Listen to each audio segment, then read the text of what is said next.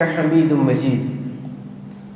أما بعد فإن خير الكلام كلام الله وخير السنن سنن محمد صلى الله عليه وسلم وشر الأمور محدثاتها وكل محدثة بدعة وكل بدعة ضلالة. أعوذ بالله من الشيطان الرجيم. بسم الله الرحمن الرحيم. يا أيها الذين آمنوا اتقوا الله حق تقاته ولا تموتن إلا وأنتم مسلمون. يا أيها الذين آمنوا اتقوا الله وقولوا قولا سديدا يصلح لكم أعمالكم ويغفر لكم ذنوبكم ومن يطع الله ورسوله فقد فاز فوزا عظيما. بسم الله الرحمن الرحيم. ومن أحسن قولا ممن دعا إلى الله وعمل صالحا وقال إنني من المسلمين. സമാദരണീയരായ സത്യവിശ്വാസികൾ, സർവ്വലോകരക്ഷിതാവായ റബ്ബ് സുബ്ഹാനഹു വ തആലയുടെ വിധിവിലക്കുകളും നിയമനിർദ്ദേശങ്ങളും ജീവിതത്തിൻ്റെ എല്ലാ മേഖലകളിലും പാലിച്ചുകൊണ്ട് ജീവിക്കണമേ എന്ന് സ്വന്തത്തോടെന്ന പോലെ നിങ്ങളെ ഓരോരുത്തരെയും ഉണർത്തുകയാണ്, വസിയ്യത്ത് ചെയ്യുകയും അള്ളാഹുവിൻ്റെ ആജ്ഞാനിർദ്ദേശങ്ങൾക്കനുസൃതമായി ജീവിതം ക്രമപ്പെടുത്തുകയും അവൻ്റെ സ്വർഗം നേടിയെടുക്കുകയും ചെയ്യുന്ന യഥാർത്ഥ മുഅ്മിനുകളിൽ നാഥൻ നമ്മെ ഏവരെയും ഉൾപ്പെടുത്തി അനുഗ്രഹിക്കുമാറാവട്ടെ. ഒരു സന്ദർഭം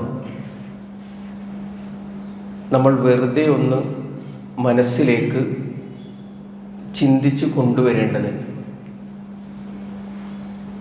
നമ്മൾ നമ്മുടെ തൊഴിലിടത്തിലായിരിക്കുന്ന സമയത്ത്, ഞാനും നിങ്ങളും എവിടെയാണോ ജോലി ചെയ്യുന്നത് ആ തൊഴിലിടത്തിലായിരിക്കുന്ന സമയത്ത് നമുക്കൊരു അറിയിപ്പ് ലഭിക്കുകയാണ്. ഒരു 3 മണിയൊക്കെ ആകുമ്പോഴേക്ക് ഞാൻ താമസിക്കുന്ന, എൻ്റെ കുടുംബം താമസിക്കുന്ന പ്രദേശത്ത് ഒരു അപകടമുണ്ടാകും. ഒരു തീപിടുത്തമോ ഒരു ഉരുൾപൊട്ടലോ വെള്ളപ്പൊക്കമോ അങ്ങനെ എന്തെങ്കിലും ഒരു ദുരന്തം ഉണ്ടായി നമ്മുടെ വീടും പരിസരവും ഒക്കെ നശിച്ചു പോവാനുള്ള സാധ്യതയുണ്ട് എന്നൊരു അറിയിപ്പ് വിശ്വസനീയമാം വിധത്തിൽ നമുക്ക് ലഭിച്ചു കഴിയുമ്പോൾ നമ്മൾ എന്തായിരിക്കും ചെയ്യുക? നമ്മുടെ ജോലി സ്ഥലത്ത് നിന്ന്, നമ്മുടെ ഓഫീസിൽ നിന്ന് ധൃതിപ്പെട്ട് ഇറങ്ങി വളരെ വേഗത്തിൽ വീട്ടിലേക്ക് ചെല്ലുമ്പോൾ പതിവിന് വിപരീതമായി നേരത്തെ എത്തിയ പിതാവിനെ കണ്ട് മകള് ചോദിക്കുന്നുണ്ടാവും, അല്ല വാപ്പ ഇന്ന് നേരത്തെയാണല്ലോ. ആ കുസൃതി നിറഞ്ഞ മകളുടെ ചോദ്യം വകവെക്കാതെ ഭർത്താവ് തന്നോട് എന്തെങ്കിലുമൊക്കെ സംസാരിക്കും എന്ന് വിചാരിച്ച് നിൽക്കുന്ന ഭാര്യയെ മൈൻഡ് ചെയ്യാതെ നമ്മുടെ റൂമിലേക്ക് ചെന്ന് നമുക്കാവശ്യമായ യാത്രക്ക് ആവശ്യമായ സാധനങ്ങളും അല്പം വസ്ത്രവും പണവും ഒക്കെ എടുത്ത്, നമുക്കാവശ്യമുള്ള സാധനങ്ങളൊക്കെ എടുത്ത് വീട്ടിൽ നിന്ന് ഇറങ്ങി അയൽവാസികളുടെ മുന്നിലൂടെ, ബന്ധുമിത്രാദികളുടെ മുന്നിലൂടെ ഒന്നും മിണ്ടാതെ ദൂരേക്ക് നടന്നു നീങ്ങുന്ന ഒരു മനുഷ്യനെ കുറിച്ച് എന്തായിരിക്കും നമ്മൾ പറയുക? ഇങ്ങനെ ഒരു സന്ദർഭത്തിൽ നിൽക്കുമ്പോൾ സ്നേഹനിധിയായ പിതാവെന്നോ, കരുതലുള്ള മകൻ എന്നോ, അതുമല്ല ഭാര്യയെ അത്ര കണ്ട് സ്നേഹിക്കുന്ന ഭർത്താവ് എന്നോ, അതുമല്ലെങ്കിൽ നല്ല സഹവർത്തിത്വമുള്ള അയൽവാസി എന്നോ എന്തായിരിക്കും അങ്ങനെയുള്ള ഒരാളെക്കുറിച്ച് നമ്മൾ പറയാം? അല്ലെങ്കിൽ നമുക്ക് ആർക്കെങ്കിലും ഇപ്പോഴും നമ്മൾ ആലോചിക്കുന്നുണ്ടാവും, അങ്ങനെ ആർക്കാണ് കഴിയുക? എനിക്ക് കഴിയില്ല അല്ലെ? ഓരോരുത്തരും ഇപ്പോൾ മനസ്സിൽ പറയുന്നത് എനിക്കൊരിക്കലും അതിന് കഴിയില്ല എന്നാണ്. കാരണം അതിന് കഴിയില്ല എന്ന് ബോധ്യപ്പെടുത്തുന്ന സംഭവങ്ങളാണ് നമുക്ക് ചുറ്റും പല നാളുകളിൽ നമ്മൾ കണ്ടുവന്നിട്ടുള്ളതും. തൊട്ടിലിൽ സ്വൈര്യമായി ഉറങ്ങിക്കിടക്കുന്ന തൻ്റെ മകനെ കൊത്താൻ ഒരുങ്ങി നിൽക്കുന്ന മൂർഖം പാമ്പിനെ ജീവൻ നഷ്ടപ്പെടും എന്ന് ഉറപ്പുള്ളപ്പോൾ പോലും അതിനെ കൈകൊണ്ട് പിടിച്ച് വലിച്ചെറിയാൻ ധൈര്യം കാണിക്കുന്ന, അല്ലെങ്കിൽ അത്രത്തോളം മക്കളോട് സ്നേഹമുള്ള മാതാവിനെയാണ് നമുക്ക് കണ്ടുപരിചയമുള്ളത്. 2021 കോട്ടയം ജില്ലയിലെ കുട്ടിക്കൽ ഉരുൾപൊട്ടൽ ഉണ്ടായിട്ടുള്ളത്. അവിടെ മാർട്ടിൻ്റെ കുടുംബത്തിൻ്റെ ഒരു വാർത്ത നമ്മൾ പത്രത്തിൽ എങ്ങനെ വായിച്ചിട്ടുണ്ടാകും. ഒന്നായി മല ഇടിഞ്ഞു പൊളിഞ്ഞു വന്നു വീണ് ഒരു കുടുംബം മണ്ണിൽ ഇങ്ങനെ ഒലിച്ചു പോകുന്ന സമയത്ത് മാർട്ടിൻ്റെ കുടുംബവും ആ കൂട്ടത്തിൽ പോകുന്നുണ്ട്. രക്ഷാപ്രവർത്തകർ മണ്ണ് നീക്കി പോകുമ്പോൾ അവർ കണ്ട കാഴ്ച വിശദീകരിക്കുന്നുണ്ട്. എന്താണെന്നറിയോ? മാർട്ടിനും തൻ്റെ ഭാര്യ സിനിയും ചേർന്നിട്ട് തൻ്റെ മാതാവിനെയും തൻ്റെ 3 പെൺമക്കളെയും മാറോടിങ്ങനെ ചേർത്ത് പിടിച്ച് നിൽക്കുന്ന, അഥവാ അപകടത്തിൽപ്പെട്ട് മരണത്തിൻ്റെ അവസാന നിമിഷത്തിൽ പോലും എങ്ങനെയെങ്കിലും തങ്ങളുടെ ജീവൻ നഷ്ടപ്പെട്ടിട്ടാണ് എങ്കിലും മക്കളെയും മാതാപിതാക്കളെയും ഒക്കെ ഒന്ന് രക്ഷപ്പെടുത്തണം എന്ന് ആഗ്രഹിക്കുന്ന ആളുകളാണ് എല്ലാ ആളുകളും. നമ്മളും അങ്ങനെ തന്നെയാണ്. ദുനിയാവിൻ്റെ കാര്യത്തിൽ അതത്രയും ശരി തന്നെയാണ്. നമ്മുടെ ഈ കണക്ക് കൂട്ടലുകളും നമ്മുടെ ചിന്തകളും എല്ലാം കറക്റ്റാണ്. ഒരു കാര്യത്തിന് വേണ്ടിയും നമ്മുടെ മക്കളെ വിട്ടുകൊടുക്കാൻ, അവരോടുള്ള സ്നേഹത്തിൽ നിന്ന് ഒരു അടി പുറകോട്ട് നിൽക്കാൻ നമ്മൾ തയ്യാറാവാറില്ല. അത് നമുക്ക് ബോധ്യമുള്ള കാര്യമാണ്. ആരും ആരെയും പറഞ്ഞ് ബോധ്യപ്പെടുത്തേണ്ട കാര്യമല്ല തന്നെയും. എന്നാൽ വിശ്വാസത്തിൻ്റെ കാര്യത്തിലും ആ വിശ്വാസത്തിൽ ഊന്നി നിൽക്കുന്ന, അതിൽ നിജപ്പെടുത്തപ്പെട്ടിട്ടുള്ള ഒരു ജീവിതം ക്രമീകരിക്കുന്ന കാര്യത്തിലും അവിടെ കൂടി നമ്മുടെ സ്നേഹവും നമ്മുടെ മക്കളോടുള്ള കരുതലും എവിടെ നിൽക്കുന്നു എന്നുകൂടി നമ്മൾ പരിശോധിക്കേണ്ടതുണ്ട്. അതിന് വേറെ എവിടേക്കും പോകണമെന്നൊന്നുമില്ല. നമ്മുടെ ചുറ്റുപാടും കണ്ടുകൊണ്ടിരിക്കുന്ന ചില കാഴ്ചകളെക്കുറിച്ച് അതൊന്നും നമ്മൾ കണ്ണു തുറന്ന് കണ്ടാൽ മതി. നമ്മുടെ നാട്ടിൽ പുറത്തേക്ക് റോഡിലേക്ക് ഇറങ്ങിക്കഴിയുമ്പോൾ കാണുന്ന ചില കാഴ്ചകളുണ്ട്. പലപ്പോഴും സങ്കടം തോന്നാറുണ്ട് ചില കാഴ്ചകൾ. എന്താണെന്നറിയോ? ഉമ്മയും മക്കളും ഇങ്ങനെ പോകുന്നുണ്ടാവും, ഉമ്മയും പെൺമക്കളും പോകുന്നുണ്ടാവും. ഉമ്മ വളരെ മാന്യമായ ഇസ്ലാമിക വസ്ത്രം ധരിച്ച് നടക്കുന്നുണ്ടാവും. പക്ഷേ മകളാകട്ടെ ഇസ്ലാമിൻ്റെ ഒരു തരിമ്പുമില്ലാത്ത ഒരു വസ്ത്രം ധരിച്ചിട്ടായിരിക്കും നടക്കുക. ആരാ വാങ്ങിക്കൊടുത്തത്? ആ ഉമ്മയോ ഉപ്പയോ ആണ്. ആ വാങ്ങിക്കൊടുത്ത വസ്ത്രം അവള് വിഷമിക്കരുത് എന്ന് വിചാരിച്ചിട്ടാണ്, അഥവാ അവളോടുള്ള സ്നേഹത്തിൻ്റെ പുറത്താണ് ആ കുട്ടിക്ക് ആ വസ്ത്രം വാങ്ങിക്കൊടുത്തത്. പള്ളിയിൽ 5 നേരവും കൃത്യമായി സുബഹിയുടെ ജമാഅത്തിനടക്കം എത്തുന്ന പിതാവ്, സുന്നത്ത് പോലും ഉപേക്ഷിക്കാത്ത പിതാവ്, പക്ഷേ സുബഹിക്ക് വീട്ടിൽ നിന്ന് ഇറങ്ങി പള്ളിയിലേക്ക് വരുമ്പോൾ പ്രായപൂർത്തിയായ തൻ്റെ മകൻ വീട്ടിൽ കിടന്നുറങ്ങാണ്. അവനെ വിളിച്ച് തൻ്റെ വാഹനത്തിൽ കയറ്റി പള്ളിയിലേക്ക് കൊണ്ടുവരുന്നില്ല. എന്താണെന്നറിയോ? വാപ്പ വിചാരിക്കുന്നത് കുട്ടിയല്ലേ, ഉറങ്ങിക്കോട്ടെ, ക്ഷീണം കൊണ്ടല്ലേ, പഠിച്ചിട്ടുറങ്ങല്ലേ. ഇങ്ങനെ ഒരു സ്നേഹമാണ് നമുക്ക് നമ്മുടെ മക്കളുടെ അടുത്ത് ഉള്ളത് എങ്കിൽ, ഈ അടുത്ത് ഒരു മരണവീട് സന്ദർശിച്ചപ്പോൾ കേട്ട ഒരു വർത്തമാനമുണ്ട്. 48-ാമത്തെ വയസ്സിൽ തുടർച്ചയായി മദ്യപാനം ശീലമാക്കി അതുമൂലം ഉണ്ടായ രോഗങ്ങൾ കാരണം മരണപ്പെട്ട ഒരു വ്യക്തിയുടെ മരണ ശുശ്രൂഷയിൽ പങ്കെടുക്കാൻ പോയ സമയത്ത് അടുത്തു നിന്ന് 2 ആളുകൾ പരസ്പരം വർത്തമാനം പറയാണ്. ആള് മദ്യപാനിയൊക്കെ ആയിരുന്നെങ്കിലും 2 പെൺമക്കളും ഭാര്യയും, തൊഴിൽ രഹിതയായ ഭാര്യയും, അതുപോലെ തന്നെ വാടക വീട്ടിൽ താമസിച്ചു കൊണ്ടിരിക്കുന്ന ആ കുടുംബം ഇനി എങ്ങനെ നിത്യജീവിതം മുന്നോട്ട് കൊണ്ടുപോകും എന്നറിയാതെ എങ്ങനെ വൃഥാവിൽ നിൽക്കുന്ന സമയത്ത്, ഇനി എങ്ങനെ മുന്നോട്ട് ജീവിക്കും എന്ന് അറിയാതെ ഇങ്ങനെ നിൽക്കുന്ന സമയത്ത് 2 ആളുകൾ ഇതിനെക്കുറിച്ച് പറയുന്നത് എന്താണെന്നറിയോ? ആള് മദ്യപാനിയൊക്കെ ആയിരുന്നെങ്കിലും സ്നേഹമുള്ളവനായിരുന്നു.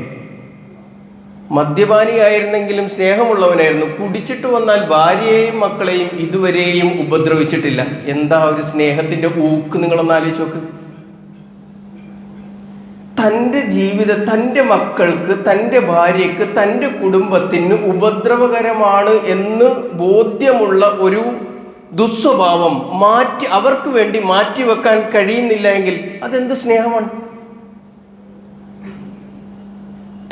അതുപോലെ തന്നെ ഇസ്ലാം ദുനിയാവിൻ്റെ ആ കാഴ്ചപ്പാടിന് അപ്പുറത്തേക്ക് മക്കളോടുള്ള സ്നേഹത്തെ, കുടുംബത്തോടുള്ള സ്നേഹത്തെ പരലോകത്തിലേക്ക് അതിൻ്റെ അതിരിനെ നീട്ടി വരക്കുന്നുണ്ട്. അതുകൊണ്ടാണ് നിങ്ങളുടെ മക്കൾക്ക് വേണ്ടിയിട്ട് അവരുടെ ഇഷ്ടങ്ങൾക്കനുസരിച്ച് അവർ പറയുന്ന അവരുടെ സന്തോഷത്തിന് വേണ്ടി എപ്പോഴും ഒത്താശ ചെയ്തു കൊടുക്കലും മാത്രമല്ല സ്നേഹമെന്ന് പറയുന്നത്. ചിലതിനോടൊക്കെ അരുത് എന്ന് പറയാൻ പിതാക്കന്മാർക്ക് കഴിയണം, ചിലത് ചെയ്യരുത് എന്ന് പറയാൻ കഴിയണം, ചിലതിലേക്ക് അവരെ നിർബന്ധിക്കാൻ മാതാപിതാക്കൾക്ക് കഴിയണം. അപ്പോഴാണ് മാതാപിതാക്കളുടെ സ്നേഹം യഥാർത്ഥ സ്നേഹമായി മാറുന്നത്. വിശുദ്ധ ഖുർആൻ അതാ പറഞ്ഞത്. 66-ാം അധ്യായം സൂറത്തു തഹരീമിലെ 6-ാമത്തെ വചനം, യാ അയ്യുഹല്ലദീന ആമനു, അല്ലയോ സത്യവിശ്വാസികൾ, ഖൂ അൻഫുസക്കും വ അഹ്ലീകും നാറ, ഖൂ നിങ്ങൾ രക്ഷപ്പെടുത്തണം കേട്ടോ, അൻഫുസക്കും നിങ്ങൾ രക്ഷപ്പെടുത്തണം. നിങ്ങൾക്ക് നിങ്ങളോടുള്ള സ്നേഹം എന്താ? നിങ്ങളെ രക്ഷപ്പെടുത്തുക എന്നുള്ളതാണ്. മാത്രം പോരാ, വ അഹ്ലീകും നിങ്ങളുടെ കുടുംബത്തിനോടുള്ള സ്നേഹം എന്ന് പറയുന്നത് അവരെയും നിങ്ങൾ രക്ഷപ്പെടുത്തുക എന്നുള്ളതാണ്. നാറൻ നരകത്തിൽ നിന്ന്. അപ്പോൾ ഇസ്ലാം ഒരു യഥാർത്ഥ സ്നേഹത്തെ വരച്ചു കാണിക്കുകയാണ്. നിങ്ങളുടെ സ്നേഹത്തിൻ്റെ അതിർ എവിടെ വരെ വരച്ചു വെക്കണം എന്ന് കൃത്യമായി പറഞ്ഞു വെക്കുകയാണ്. അത് നിങ്ങളുടെയും നിങ്ങളുടെ കുടുംബത്തിൻ്റെയും നിങ്ങളുടെ മക്കളുടെയും ഭാര്യയുടെയും മാതാപിതാക്കളുടെയും സ്വർഗപ്രവേശനം സാധ്യമാകുന്നിടത്തുവരെ, നരകമോചനം സാധ്യമാകുന്നിടത്തുവരെ ആ ഇഷ്ടത്തെ നീട്ടിവരക്കാൻ നിങ്ങൾക്ക് കഴിയണം. വഖൂദുഹന്നാസു വൽ ഹിജാറ, കല്ലുകളും മനുഷ്യന്മാരും വിറകുകളായി കത്തിക്കപ്പെടുന്ന, ഇന്ധനമായി എരിക്കപ്പെടുന്ന ആ നരകത്തിൽ നിന്ന്, അലൈഹ മലായികത്തുൻ ഗിലാദുൻ ശിദാദ്, പരുഷഹൃദയന്മാരും അധികായന്മാരുമായ മലക്കുകൾ കാവൽ നിൽക്കുന്ന ആ നരകത്തിൽ നിന്ന്, ലാ യഅസൂന അല്ലാഹ മാ അമറഹും, അവരോട് അള്ളാഹു എന്താണോ കൽപ്പിച്ചത് അതിനെ ധിക്കരിക്കാത്തവർ, വയഫ്അലൂന മാ യുമറൂൻ, എന്താണോ കൽപ്പിക്കപ്പെട്ടത് അത് മാത്രം ചെയ്യുന്ന മലക്കുകൾ. എന്ന് പറഞ്ഞാൽ ഒരു കാരണവശാലും ഒരു ഇടപെടൽ കൊണ്ടും ഒരു സ്വാധീനം കൊണ്ടും നമുക്ക് രക്ഷപ്പെടുത്തി കൊണ്ടുവരാൻ കഴിയാത്ത നരകത്തിൽ നിന്ന് നമ്മുടെ കുടുംബത്തെ, മക്കളെ നമ്മൾ രക്ഷപ്പെടുത്തി കൊണ്ടുവരണം എന്നാണ്. അതിന് സാധിക്കുക ഈ ദുനിയാവിൽ വെച്ച് മാത്രമാണ്. അതുകൊണ്ട് സ്നേഹം നിർവചിക്കുന്നിടത്ത് നമുക്ക് ചില മാറ്റങ്ങൾ വരുത്തേണ്ടതുണ്ട്. എല്ലാം സാധിച്ചു കൊടുക്കുക എന്നുള്ളത് സ്നേഹമല്ല. ചിലതൊന്നും അവരുടെ ജീവിതത്തിൽ ഉണ്ടാകാൻ പാടില്ല എന്ന് അവരെ ബോധ്യപ്പെടുത്തൽ കൂടിയാണ് സ്നേഹം എന്ന് കൃത്യമായി മാതാപിതാക്കൾ മനസ്സിലാക്കേണ്ടതുണ്ട്. ഇനി നമ്മുടെ കൂടെ ജോലി ചെയ്യുന്ന ആളുകളോട്, അല്ലെങ്കിൽ നമ്മുടെ അയൽവാസികളായ ആളുകളോട്, നമ്മുടെ സുഹൃത്തുക്കളായ ആളുകളോട്, അവരിൽ തന്നെയും അബദ്ധജടിലമായ അന്ധവിശ്വാസങ്ങളിൽ ജീവിതം മുന്നോട്ട് കൊണ്ടുപോയിക്കൊണ്ടിരിക്കുന്ന ആളുകളുണ്ട്. നമ്മുടെ ചുറ്റുപാടും ഒന്ന് നിരീക്ഷിച്ചു നോക്ക്. സ്ത്രീകൾക്ക് പ്രവേശനമില്ലാത്ത ചില പള്ളികൾ, നമ്മുടെ പരിസര പ്രദേശങ്ങളിലെ ചില കാഴ്ചകളാണ് നമ്മളൊന്ന് കണ്ണോടിച്ചാൽ കാണാൻ കഴിയുന്നത്. സ്ത്രീകൾക്ക് പൊതുവെ പ്രവേശനമില്ലാത്ത ചില പള്ളികളിൽ വ്യാഴാഴ്ച ദിവസമാകുമ്പോഴേക്ക് വളരെ നീണ്ട ക്യൂ ഇതേ സ്ത്രീകളുടേത് തന്നെ കാണുന്നത് നമുക്ക് കാണാൻ കഴിയും. അവിടെ പള്ളിയോട് ചേർത്ത് കെട്ടിയിട്ടുള്ള ഖബറിനടുത്ത് തങ്ങളുടെ ആഗ്രഹങ്ങൾ സാധിക്കാൻ, രോഗം മാറാൻ, കുട്ടികളുടെ ആവശ്യങ്ങൾക്ക് വേണ്ടി, ഇങ്ങനെ പല ആവശ്യങ്ങൾക്ക് വേണ്ടി ഖബറിൻ്റെ അടുക്കലേക്ക് വന്നുകൊണ്ട് ആരാധനയും പ്രാർത്ഥനയും നേർച്ചയുമായി വരുന്ന സഹോദരിമാർ നോക്കൂ. നിങ്ങൾ ഒരു ക്ഷണിക്കപ്പെട്ട വിവാഹത്തിലേക്ക് ചെന്ന് അല്പമൊന്ന് ഭക്ഷണം കിട്ടാൻ അല്പം വൈകിയാൽ, ഒന്ന് തിരക്ക് കൂടിയാൽ മനസ്സ് വല്ലാതെ അസ്വസ്ഥമാകുന്ന, ബേജാറാകുന്ന അല്ലെങ്കിൽ നമ്മളിൽ പലരും ചില ഉറൂസുകളിൽ കാണുന്നത് എന്താണെന്നറിയോ? ടച്ച് സ്ക്വയർ മുതൽ അങ്ങ് പടിഞ്ഞാറേ അറ്റം വരെ ക്യൂ നിന്നിട്ടും ആളുകൾക്ക് യാതൊരു വിധത്തിലുള്ള ബേജാറുമില്ല. ഒരു പ്രയാസമില്ല. നിൽക്കുന്നത് ഭക്ഷണത്തിന് വേണ്ടിയാണ്. കേവല ഭക്ഷണത്തിന് വേണ്ടിയാണെങ്കിൽ അവരാ ക്യൂ നിൽക്കില്ല. അതിനും അപ്പുറത്ത് അവരെ മതിക്കുന്ന, അവരെ ഭരിച്ചുകൊണ്ടിരിക്കുന്ന ചില വിശ്വാസങ്ങൾ, അന്ധവിശ്വാസങ്ങൾ അവരിൽ ഉണ്ട് എന്ന് നമുക്ക് കൃത്യമായ ബോധ്യമുണ്ട്. എന്നാലും അവരിൽപ്പെട്ട ആളുകൾ നമ്മുടെ സുഹൃത്ത് വലയങ്ങളിൽ ഉണ്ട് എങ്കിലും, നമ്മുടെ കുടുംബാംഗങ്ങളിൽ ഉണ്ട് എങ്കിലും നമ്മൾ അവരോടൊന്നും ഇത് പറയില്ല. എന്താണെന്നറിയോ? നമ്മൾ വിചാരിക്കുന്നത്, ഞാൻ എന്തിനാണ് അവരുമായിട്ടുള്ള ഇരിപ്പ് വശം മോശമാക്കണത്, എന്തിനാണ് അവനുമായിട്ട് ഞാൻ വെറുതെ തെറ്റണത്, ഈ ഒരു ചിന്ത വെച്ചിട്ട്. എന്നാൽ നമ്മൾ മനസ്സിലാക്കേണ്ടത് യഥാർത്ഥ സ്നേഹം എന്താണ്? താൻ പ്രവേശിക്കണം എന്ന് ആഗ്രഹിക്കുന്ന സ്വർഗത്തിലേക്ക് എൻ്റെ അയൽക്കാരൻ ഉണ്ടാകണം, എൻ്റെ സഹോദരൻ ഉണ്ടാകണം, എൻ്റെ കുടുംബാംഗം ഉണ്ടാവണം. താൻ പ്രവേശിക്കരുത് എന്ന് ആഗ്രഹിക്കുന്ന നരകത്തിൽ എൻ്റെ അയൽവാസികളും ഉണ്ടാകരുത്, എൻ്റെ സുഹൃത്തുക്കൾ ഉണ്ടാകരുത്. ഇതല്ലേ യഥാർത്ഥ സ്നേഹം? ദുനിയാവിലുള്ള ഏതൊക്കെ കാര്യങ്ങളിൽ അഭിപ്രായം ചോദിച്ചാൽ 100 നാവോടുകൂടി മറുപടി പറയാനും അഭിപ്രായം പറയാനും കഴിയുന്ന നമുക്ക് അവരുടെ പരലോകത്തിൻ്റെ വിഷയത്തിൻ്റെ കാര്യത്തിൽ ഒരു ഇടപെടൽ നടത്താൻ കഴിയുന്നില്ല എങ്കിൽ അവരോടുള്ള നമ്മുടെ സ്നേഹം കാപട്യമല്ലേ? അങ്ങനെ തന്നെയല്ലേ വിശ്വസിക്കേണ്ടത്? അപ്പോൾ നമ്മൾ ഇതുവരെയും നമ്മുടെ മനസ്സിൽ സ്നേഹം എന്നതിന്, സൗഹൃദം എന്നതിന് വെച്ചിരിക്കുന്ന നിർവചനങ്ങൾ തെറ്റല്ലേ? ദുനിയാവിൻ്റെ കാര്യത്തിൽ മാത്രമല്ലേ നമുക്ക് അവരോട് സ്നേഹമുള്ളത്? കൃത്യമല്ലേ? പരലോകത്തിൻ്റെ കാര്യം വരുമ്പോഴേക്ക്, വിശ്വാസത്തിൻ്റെ കാര്യം വരുമ്പോഴേക്ക് സ്നേഹത്തിൻ്റെ നിർവചനം മാറിപ്പോകുന്നില്ലേ? അവിടെ അതിരുകൾ ലംഘിക്കപ്പെടുന്നില്ലേ? അവരെ നമ്മൾ വഞ്ചിക്കുന്നില്ലേ? വിശുദ്ധ ഖുർആൻ പറഞ്ഞത് 41-ാം അധ്യായം സൂറത്തുൽ ഫുസ്സിലത്തിലെ 33-ാമത്തെ വചനം പ്രാരംഭത്തിൽ ഓതി വെച്ചത്, വമൻ അഹ്സനു ഖൗലൻ മിമ്മൻ ദഅ ഇലല്ലാഹ് വഅമില സ്വാലിഹൻ വഖാല ഇന്നനി മിനൽ മുസ്ലിമീൻ. വമൻ അഹ്സനു ഖൗലൻ മിമ്മൻ ദഅ ഇലല്ലാഹ്, അല്ലാഹുവിലേക്ക് ക്ഷണിക്കുന്നതിനേക്കാൾ ഉത്തമമായ വർത്തമാനം പറഞ്ഞ വേറെ ആരാണുള്ളത് എന്നാണ്. അല്ലാഹുവിലേക്ക് ക്ഷണിക്കുന്നതിനേക്കാൾ ഉത്തമമായ വർത്തമാനം പറഞ്ഞ മറ്റാരാണുള്ളത്? നമ്മൾ എന്താ ആലോചിക്കേണ്ടതെന്നറിയോ? ഇതുവരെയും എൻ്റെ സുഹൃത്തിനോട്, എൻ്റെ കുടുംബാംഗങ്ങളോട് അള്ളാഹുവിലേക്ക് ക്ഷണിക്കുന്ന ഒരു വർത്തമാനവും ഞാൻ പറഞ്ഞിട്ടില്ല എങ്കിൽ നല്ല വർത്തമാനം അവരോട് ഇതുവരെ പറഞ്ഞിട്ടില്ല എന്നാണ്. ഇതുവരെ അവരോട് പറഞ്ഞുകൊണ്ടിരുന്നത് അവരെ വഞ്ചിക്കുന്ന വർത്തമാനങ്ങൾ മാത്രമാണ്. അള്ളാഹുവിലേക്ക് ക്ഷണിക്കുന്ന, അള്ളാഹുവിൻ്റെ ഏകത്വത്തിലേക്ക്, തൗഹീദിലേക്ക് ക്ഷണിക്കുന്ന വർത്തമാനം എൻ്റെ സുഹൃത്തുക്കളോടും എൻ്റെ ബന്ധുക്കളോടും പറയുക എന്നുള്ളതാണ് ഏറ്റവും നല്ല വർത്തമാനം. വഅമില സ്വാലിഹൻ, സൽക്കർമ്മം പ്രവർത്തിക്കുകയും, വഖാല ഇന്നനി മിനൽ മുസ്ലിമീൻ, എന്നിട്ട് അന്തസ്സോടുകൂടി പറയാൻ കഴിയണം ഞാൻ മുസ്ലിമാണ് എന്ന്. ഞാൻ മുസ്ലിമാണ് എന്ന് പറയുമ്പോൾ അത് കേൾക്കുന്നവൻ എൻ്റെ ജീവിതം നോക്കിയാൽ മനസ്സിലാവണം, ഇവൻ ശരിക്കും മുസ്ലിമാണ് എന്ന്. കേവലം നാവ് കൊണ്ട് പറഞ്ഞിട്ട് കാര്യമില്ല. അതിനുമപ്പുറം അവന് ബോധ്യപ്പെടുമാറ് ജീവിതത്തിൽ മാറ്റങ്ങൾ ഉണ്ടാക്കിയിട്ട് പറയാൻ കഴിയണം, ഇന്നനി മിനൽ മുസ്ലിമീൻ, ഞാൻ മുസ്ലിങ്ങളിൽ പെട്ട ആളാണ് എന്ന്. അപ്പോൾ അള്ളാഹുവിലേക്ക് ക്ഷണിക്കുക എന്നുള്ളത് നമ്മളെ സംബന്ധിച്ചിടത്തോളം ഓരോ വിശ്വാസികളുടെയും ബാധ്യതയാണ് എന്ന് നമ്മൾ മനസ്സിലാക്കണം. അത് നമ്മുടെ കുടുംബത്തിൽ തുടങ്ങി, നമ്മുടെ അയൽവാസികളിൽ തുടങ്ങി, സമൂഹത്തിൻ്റെ നാനാ ദിക്കുകളിലേക്ക് ആ ദഅവത്ത് എന്ന് പറയുന്നത്, അതിനെയാണല്ലോ നമ്മൾ അള്ളാഹുവിലേക്കുള്ള ആ ക്ഷണത്തെയാണല്ലോ നമ്മൾ ദഅവത്ത് എന്ന് പറയാം.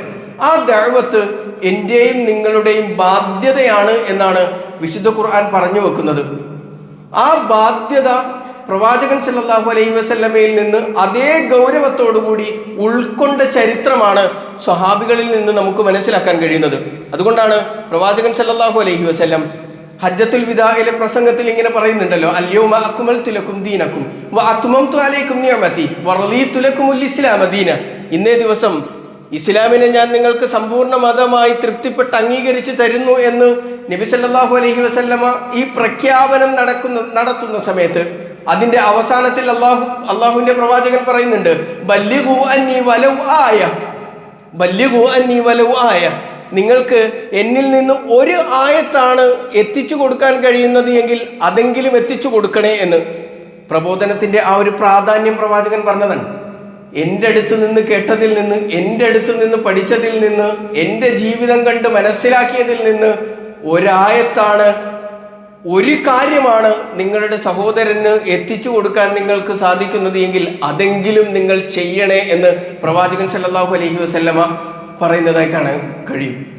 അപ്പോൾ നമുക്ക് ആ ഹജ്ജത്തുൽ വിദാഇല് അതിൻ്റെ ഒരു പ്രാധാന്യം, അത് എത്രത്തോളം ഗൗരവത്തിൽ സ്വഹാബിമാർ ഏറ്റെടുത്തു എന്ന് നമുക്ക് ബോധ്യമാകുന്നത് എപ്പോഴാണെന്നറിയോ?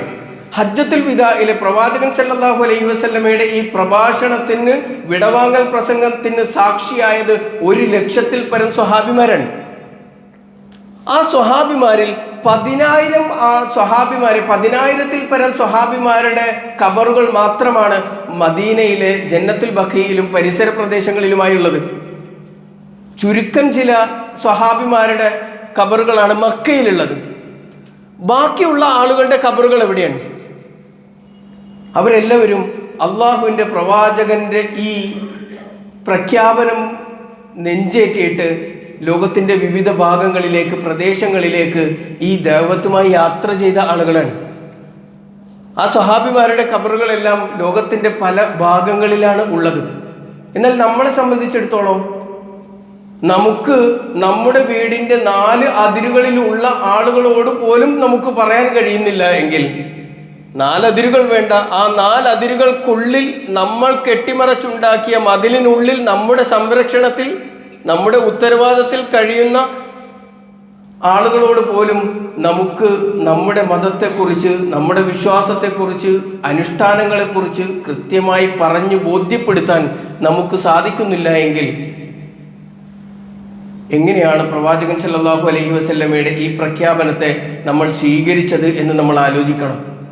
ഇനി നമ്മൾ വിചാരിക്കുന്നുണ്ടോ ലാ ഇലാഹ ഇല്ലല്ലാഹ് എന്ന് പറഞ്ഞതുകൊണ്ട് മാത്രം ഞാൻ രക്ഷപ്പെടുമെന്ന്? വിശുദ്ധ ഖുർആനിൻ്റെ ഒരു ചോദ്യമുണ്ട്. 29-ാം അധ്യായം സൂറത്തു അൻകബൂത്തിലെ 2-ാമത്തെ വചനം, അഹസിബന്നാസു അൻ യുത്റകു അൻ യഖൂലു ആമന്നാ വഹും ലാ യുഫ്തനൂൻ. അഹസിബന്നാസ്, ജനങ്ങൾ വിചാരിക്കുന്നുണ്ടോ, മനുഷ്യന്മാർ വിചാരിക്കുന്നുണ്ടോ, അൻ യുത്റകു, അവരെ അങ്ങ് വെറുതെ വിട്ടേക്കുമെന്ന്, അള്ളാഹു അവരെ ഒഴിവാക്കിയേക്കുമെന്ന് അവർ വിചാരിക്കുന്നുണ്ടോ? അൻ യഖൂലു ആമന്ന, ഞങ്ങൾ വിശ്വസിച്ചിരിക്കുന്നു റബ്ബേ, ലാ ഇലാഹ ഇല്ലല്ലാഹ് എന്ന്, മുഹമ്മദൻ റസൂലുള്ളാഹ് എന്ന് ഞാൻ പറയുന്നതോടുകൂടി എന്നെ റബ്ബ് വെറുതെ വിട്ടേക്കും എന്ന് ജനങ്ങൾ വിചാരിക്കുന്നുണ്ടോ? വഹും ലാ യുഫ്തനൂൻ, അവർ പരീക്ഷിക്കപ്പെടാതെ, അവർക്ക് ഫിത്നകൾ വന്നുപെടാതെ. എന്ന് പറഞ്ഞാൽ ലാ ഇലാഹ ഇല്ലല്ലാഹ് പറഞ്ഞ് മനസ്സിലാക്കിയ, ബോധ്യപ്പെടുമ്പോഴാണല്ലോ ഇത് പറയാം. ലാ ഇലാഹ ഇല്ലല്ലാഹ് എന്നതിൻ്റെ അകക്കാമ്പ് മനസ്സിലാക്കി വിശ്വാസത്തിൻ്റെ ആ നൈർമല്യം ബോധ്യപ്പെടുമ്പോഴാണല്ലോ ഒരാൾ ലാ ഇലാഹ ഇല്ലല്ലാഹ് എന്ന് പറയാം. എന്നാൽ ആ ബോധ്യപ്പെട്ടതുമായി തൻ്റെ സഹോദരങ്ങളിലേക്ക് ഇറങ്ങിച്ചെല്ലാനും അവനോട് ഈ ബോധ്യപ്പെട്ട ദഅവത്ത് നടത്തുവാനും വിശ്വാസികൾക്ക് കഴിയേണ്ടതുണ്ട്. അത്തരം സന്ദർഭങ്ങളിൽ ചില ഫിത്നകൾ ഉണ്ടാകും. അപ്പോൾ ചില പരീക്ഷണങ്ങളെ നേരിടേണ്ടി വരും. പ്രവാചകൻ സല്ലല്ലാഹു അലൈഹി വസല്ലമയുടെ ജീവിതം നിങ്ങളൊന്ന് എടുത്ത് പരിശോധിച്ച് നോക്കും. 40 വയസ്സ് വരെ സുഖസുന്ദരമായ ജീവിതമാണ്. അല്ലമീൻ എന്ന് വിളിക്കപ്പെട്ട് വിശ്വസ്തനായി, എല്ലാവരാലും സ്വീകാര്യനായി മക്കയിൽ എങ്ങനെ ജീവിച്ച് പ്രവാചകൻ സല്ലല്ലാഹു അലൈഹി വസല്ലമയുടെ പ്രതിസന്ധി തുടങ്ങുന്നത് എപ്പോഴാണ്? 40-ാമത്തെ വയസ്സിൽ നുബുവത്ത് കിട്ടി ദഅവത്തുമായി ജനങ്ങൾക്കിടയിലേക്ക് ഇറങ്ങുന്നതോടുകൂടിയാണ്. നമ്മളൊക്കെ ശത്രുക്കളായ ആളുകളുടെ പോലും വീടുകളിൽ മരണത്തിൽ ചെന്നാൽ അനുശോചനം അറിയിക്കുകയല്ലേ ചെയ്യുക? നബി സല്ലല്ലാഹു അലൈഹി വസല്ലമയുടെ ഒരു അവസ്ഥ ആ സമൂഹത്തിൽ ജീവിക്കുമ്പോൾ മനസ്സിലാക്കാൻ വേണ്ടിയിട്ടാണ്. നമ്മുടെ ശത്രുവായ ഒരാൾ പോലും നമ്മുടെ വീട്ടിലേക്ക് വന്നാൽ, നമ്മുടെ മകൻ മരിച്ചു കിടക്കുന്ന സമയത്ത് നമ്മുടെ അടുക്കൽ വന്ന് അനുഭാവപൂർവ്വം സംസാരിക്കുകയല്ലേ ചെയ്യുക, അനുകമ്പയോടുകൂടി സംസാരിക്കുകയല്ലേ ചെയ്യുക. എന്നാൽ പ്രവാചകൻ സല്ലല്ലാഹു അലൈഹി വസല്ലമയുടെ മകൻ മരിച്ചു കിടക്കുന്ന സമയത്ത് മക്കയിലെ മുശ്രിക്കുകൾ പ്രവാചകന്റെ അടുത്ത് വന്നുകൊണ്ട് പറഞ്ഞത്, മുഹമ്മദേ, നീ ഇപ്പോൾ അബുദ്ധറായിരിക്കുന്നു എന്നാണ്. നിന്റെ വാലറ്റ് പോയി, നിന്റെ കുലം മുടിഞ്ഞു, ഇനി നീ ഈ ലോകത്ത് അറിയപ്പെടാത്തവനായി, നീ എല്ലാം അവസാനിച്ചവനായി പോയിട്ടുണ്ട് എന്ന് ആ സമയത്ത് പോലും പ്രവാചകനെ അധിക്ഷേപിക്കുന്ന ഇത്തരം ഫിത്നകൾ എപ്പോഴാണ് നബിക്ക് നേരിടേണ്ടി വന്നത്? ദഅവത്തുമായി ഇറങ്ങിയപ്പോഴാണ്. നമ്മൾ മനസ്സിലാക്കേണ്ടുന്നത്, ഇതുപോലെ നമ്മൾ ദഅവത്തുമായി ജനങ്ങളിലേക്ക് ഇറങ്ങുന്ന സമയത്ത് നമുക്കും ഫിത്നകൾ ഉണ്ടാകും, പരീക്ഷണങ്ങൾ ഉണ്ടാകും. ആ പരീക്ഷണങ്ങളിൽ അടിപതറാതെ നിൽക്കുന്ന ആളുകൾക്ക് അള്ളാഹുവിൻ്റെ സഹായം ഉണ്ടാകും എന്ന ബോധ്യം നമുക്കുണ്ടാവണം. അത് നമ്മുടെ കുടുംബത്തിൽ നിന്ന് തുടങ്ങാൻ കഴിയണം. നമ്മുടെ മക്കളിൽ നിന്ന്, ഭാര്യയിൽ നിന്ന്, മാതാപിതാക്കളിൽ നിന്ന്, കുടുംബ ബന്ധത്തിലുള്ള ആളുകളിൽ നിന്ന്, സുഹൃത്തുക്കളിൽ നിന്ന്, പിന്നീട് സമൂഹത്തിലേക്ക് അതങ്ങനെ വ്യാപിപ്പിക്കാൻ ആത്മാർത്ഥമായി ദഅവത്ത് ചെയ്യാൻ നമുക്ക് സാധിക്കേണ്ടതുണ്ട്. റബ്ബ് സുബ്ഹാനഹു വ തആല തൗഫീഖ് നൽകി അനുഗ്രഹിക്കുമാറാവട്ടെ.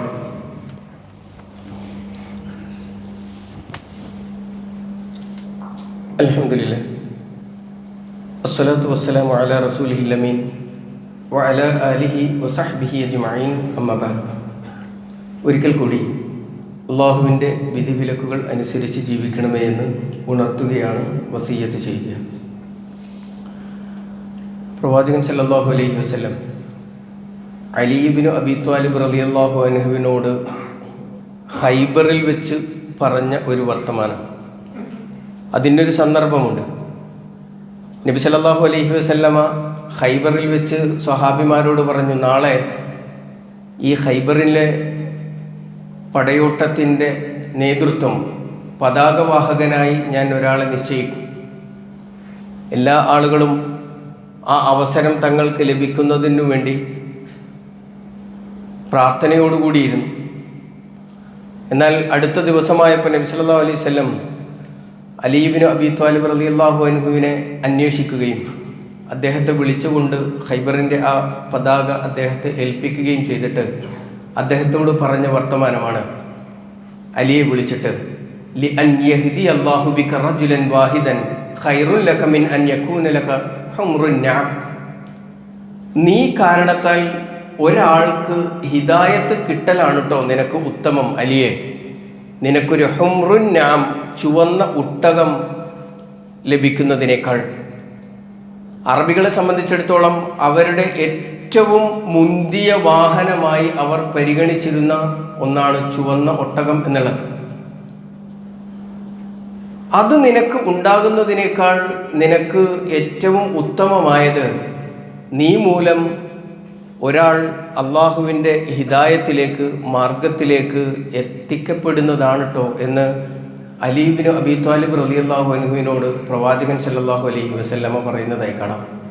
നമ്മൾ മനസ്സിലാക്കേണ്ടുന്നത്, ദുനിയാവിൽ നമ്മൾ വലുത് എന്ന് കരുതുന്ന എന്തും അത് നമുക്ക് ലഭിക്കുന്നതിനേക്കാൾ അള്ളാഹുവിൻ്റെ അടുക്കൽ പരിഗണനീയമാകുന്നത്, അള്ളാഹു പരിഗണിക്കപ്പെടുന്നത് നമ്മൾ വഴി ഒരാൾ ഹിദായത്തിൽ ആവുക എന്നുള്ളതാണ്. അതിന് വലിയ പ്രയാസമൊന്നുമില്ല. നമ്മുടെ ആത്മാർത്ഥമായ ഒരു വർത്തമാനം, ആ വർത്തമാനം നമ്മൾ അയാളോട് നിഷ്കളങ്കമായി പറയുന്ന സമയത്ത്, അയാൾ നന്നാവണം എന്ന ആഗ്രഹത്തോടു കൂടി പറയുന്ന സമയത്ത്, അപ്പോഴാണ് അള്ളാഹുവിൻ്റെ മലക്കുകൾ അതിനു വേണ്ടി ആമീൻ പറയുകയും അള്ളാഹു അത് സ്വീകരിക്കുകയും ചെയ്യുന്നത് എങ്കിൽ നമ്മുടെ സന്തോഷം എത്രയാണ്, നമുക്ക് കിട്ടിയ അവസരം എത്രയാണ്. അവൻ ചെയ്യുന്നതിന് തുല്യമായ പ്രതിഫലം, അവനൊട്ടും കുറയാതെ അത്ര തന്നെ നമുക്ക് ലഭിച്ചുകൊണ്ടിരിക്കുന്നതാണ്. നമ്മൾ വഴി ഒരാൾ ഈ സൽസരണിയിലേക്ക് കടന്നു വന്നു കഴിഞ്ഞാൽ അവനൊരു നമസ്കാരം നിർവഹിക്കുമ്പോൾ ആ നമസ്കാരത്തിൻ്റെ അത്ര തന്നെ പ്രതിഫലം എനിക്കും ലഭിക്കുക.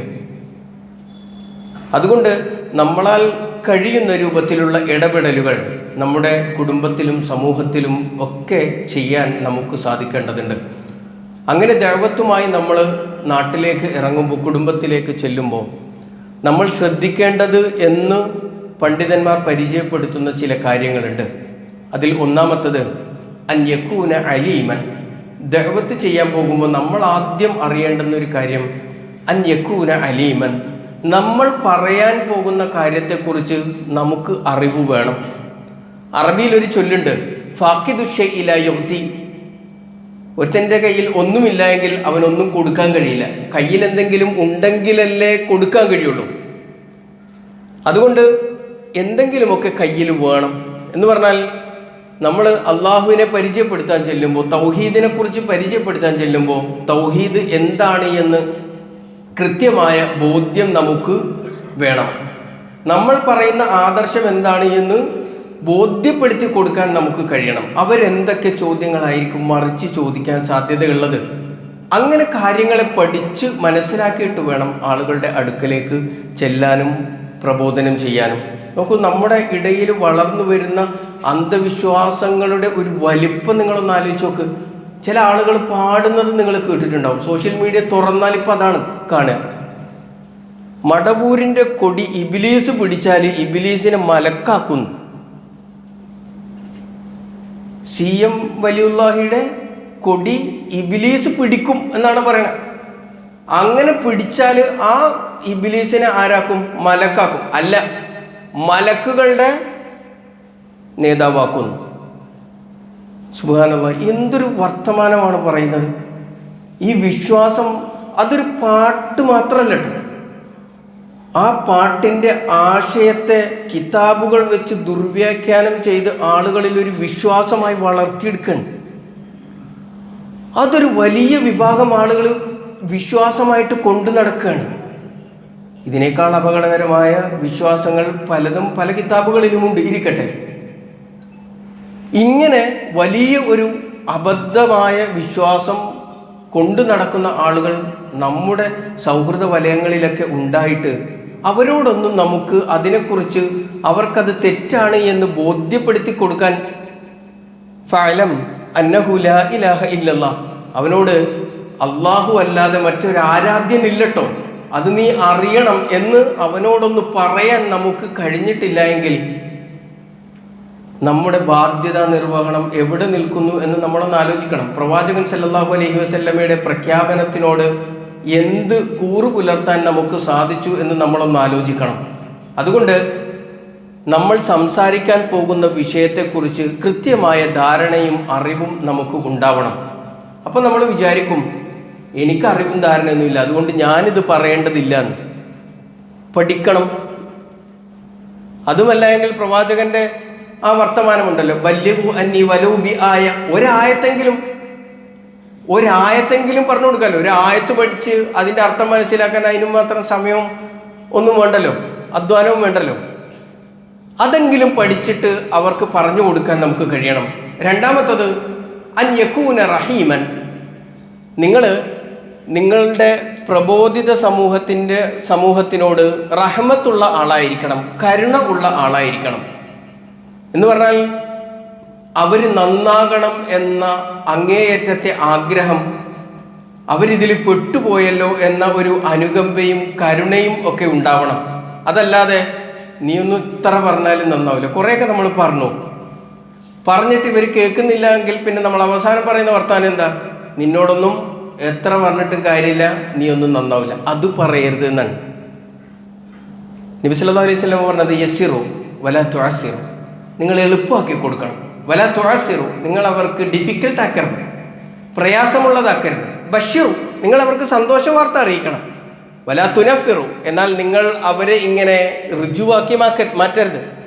അവരെ ഇങ്ങനെ പ്രയാസപ്പെടുത്തുന്ന രൂപത്തിൽ നിങ്ങൾ അവരെ വർത്തമാനം പറഞ്ഞ് പ്രയാസപ്പെടുത്താൻ പാടില്ല. നബി സല്ലല്ലാഹു അലൈഹി വസല്ലമയ്ക്ക് തൻ്റെ പ്രബോധിത സമൂഹത്തോടുണ്ടായിരുന്ന റഹ്മത്ത് എത്രയായിരുന്നു എന്ന് നമുക്കറിയാം. അതുകൊണ്ടാണല്ലോ കല്ലേറ് കൊണ്ടിട്ടും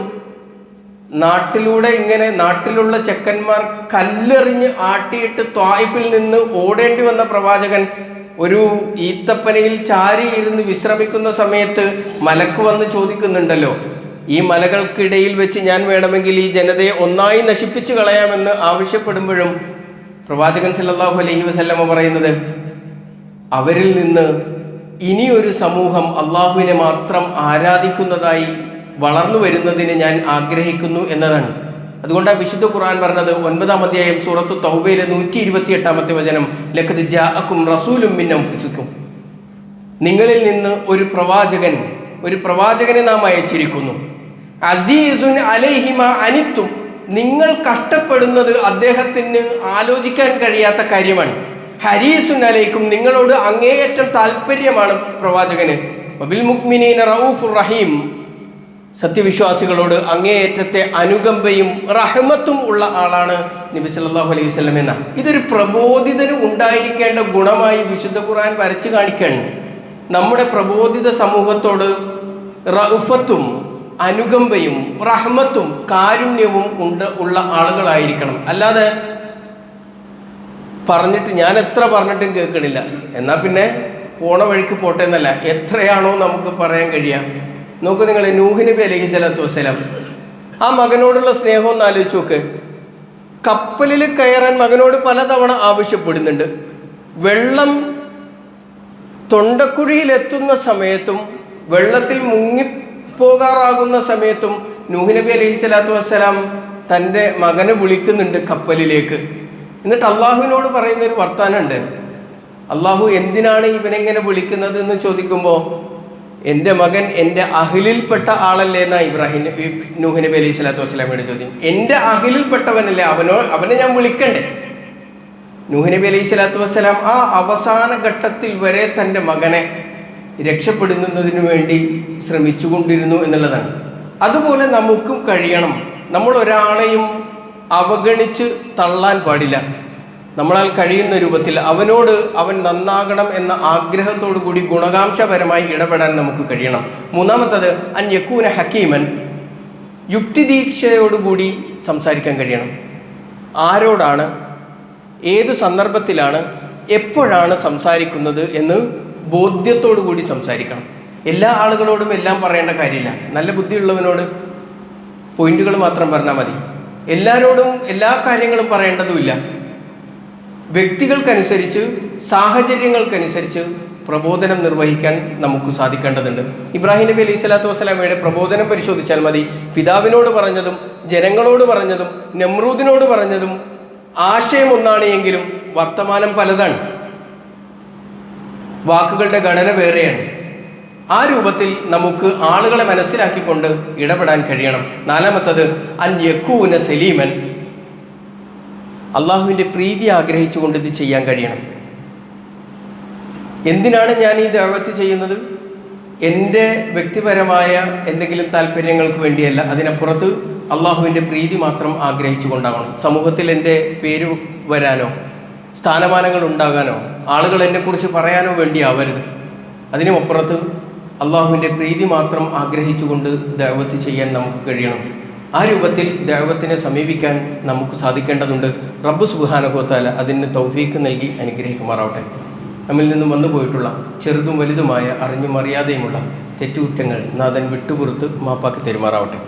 ഇത്രയും സൂചിപ്പിച്ചത് നമ്മുടെ പരിസര പ്രദേശത്തുള്ള ആറാട്ടുവഴി ഭാഗത്ത് നാം ഈ അടുത്ത് പണിതുയർത്തിയിട്ടുള്ള പള്ളിയിൽ നാളെയും മറ്റന്നാളുമായി അതിൻ്റെ പരിസര പ്രദേശങ്ങളിൽ ദഅവത്ത് സ്ക്വാഡുകൾ നടക്കുന്നുണ്ട്. നമ്മുടെ നാട്ടിലേക്ക് ദഅവത്തുമായി മദീനയിലേക്ക് വന്ന മുഹാജിറുകളെപ്പോലെ കോഴിക്കോട് നിന്നും മലപ്പുറത്ത് നിന്നുമൊക്കെ വിശദീകരിക്കാൻ പ്രാപ്തരായ ആളുകൾ എത്തുന്നുണ്ടാകും. എന്നാൽ നമുക്ക് പരിചയമുള്ള നമ്മുടെ സുഹൃത്തുക്കളുടെ അടുക്കലേക്ക് നമ്മളോടൊപ്പം സ്വർഗത്തിൽ വേണം എന്ന് നമ്മൾ ആഗ്രഹിക്കുന്ന നമ്മുടെ ബന്ധുമിത്രാദികളിലേക്ക്, നമ്മുടെ കുടുംബാംഗങ്ങളിലേക്ക് അവരെ എത്തിക്കേണ്ട ബാധ്യത നമ്മുടേതാണ്. അതുകൊണ്ട് സാധ്യമാകുന്ന ആളുകളെല്ലാം ആ പരിപാടിയിലും സഹകരിക്കണം. അത് നമ്മുടെ ബാധ്യതാ നിർവഹണത്തിൻ്റെ കാര്യം കൂടിയാണ് എന്ന ബോധ്യത്തോടു കൂടി അതിൽ ഇടപെടാൻ നമുക്ക് കഴിയണം. നാഥൻ തൗഫീക്ക് നൽകി അനുഗ്രഹിക്കുമാറാവട്ടെ.